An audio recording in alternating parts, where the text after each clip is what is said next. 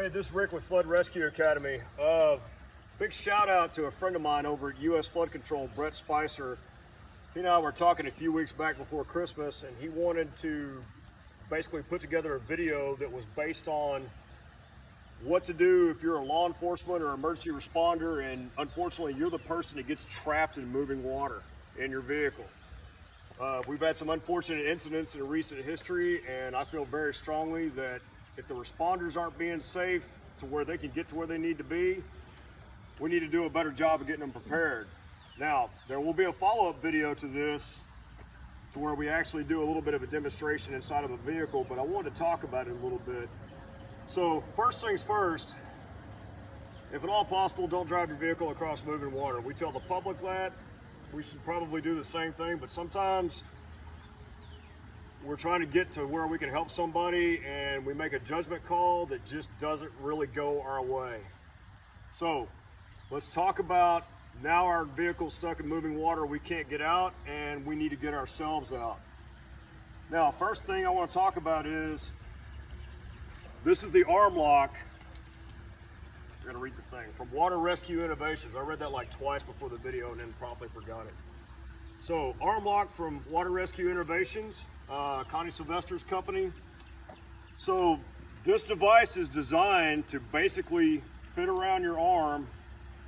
There's 3 buckles, and then it's got 2 methods of inflation. One is just a little blow tube right here. 3 quick breaths will float this thing up.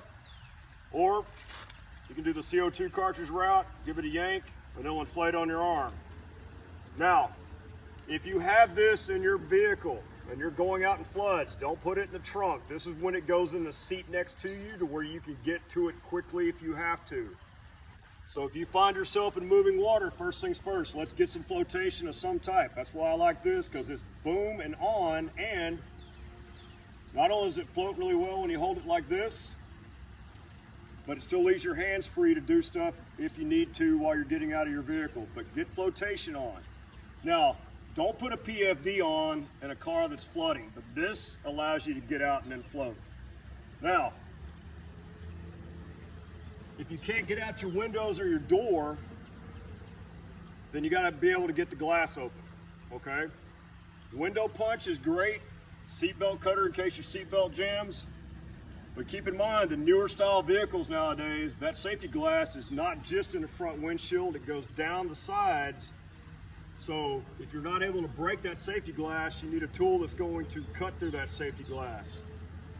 Another company that we work closely with is Lifeline Rescue Tools.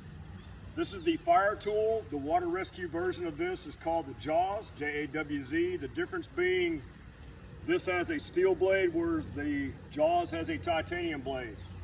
I like both. The only difference being, if you get this one wet, take it out of the sheath, let it dry, put a little bit of oil on it, that way your blade doesn't rust. But this goes through reinforced glass really, really nice, and it's got a window punch on the back or to get you started for that cut.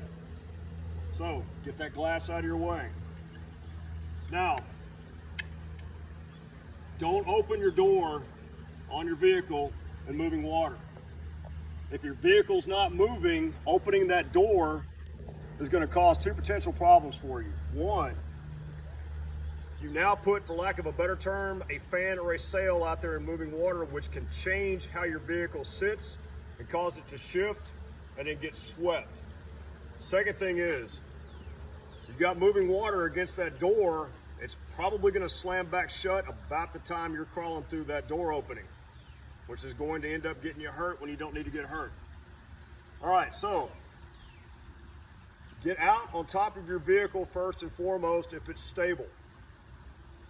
Take your bearings, figure out where you're at. If you're able to get easily back to shore, by easily I mean easily, like no muss, no fuss, then do that. If not, water's too deep to wade, you're not comfortable swimming it because the arm lock's designed to float, it's not designed to swim, then hang tight. Now, while you're hanging tight, remember, the water may come up, your vehicle may shift. Have a bailout plan.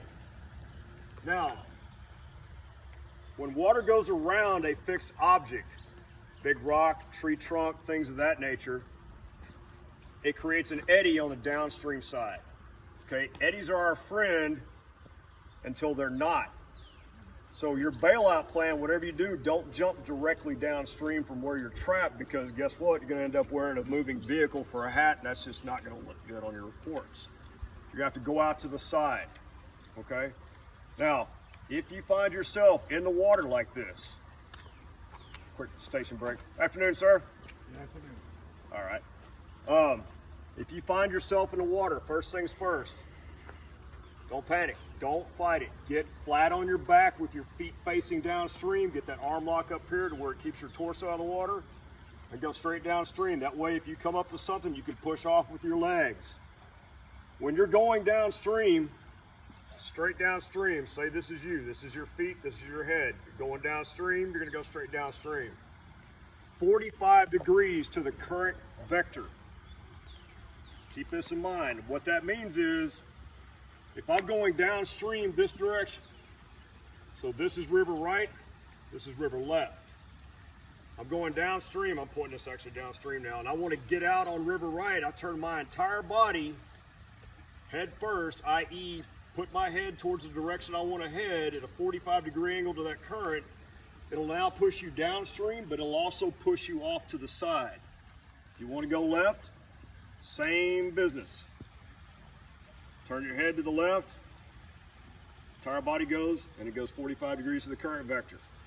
Now, the problem with talking about this on dry land using a tool as a demonstration, defensive swim is something you need to practice at least once in your life, because it is not a natural act once you get into it. Don't fight it. I can't stress that enough. My students are so tired of hearing me say that when we teach defensive swim in class. Don't fight it.